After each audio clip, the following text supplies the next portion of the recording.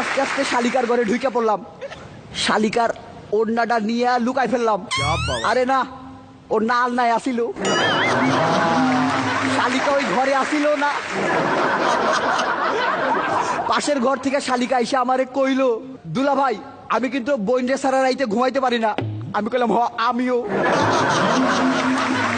আজ থেকে তোমরা দুজনে একসাথে থাইকো, আমি মধ্যিখানে ম্যারেজ করে আনি মনে। শালি কইলো আমার বোনের বাচ্চা হইব জন্য আমার খুব খুশি খুশি লাগতেছে। আমি কইলাম এইবার তোমার উচিত তোমার বোনকে খুশি করা। পরিবার পরিকল্পনার এক আপা আসছিল, আইসা আমারে কইলো আপনার স্ত্রীর বয়স তো খুব কম, এই বয়সে বাচ্চা নেওয়া ঠিক হয় নাই। আমি কইলাম আপনার বয়স ঠিকঠাক আছে তো?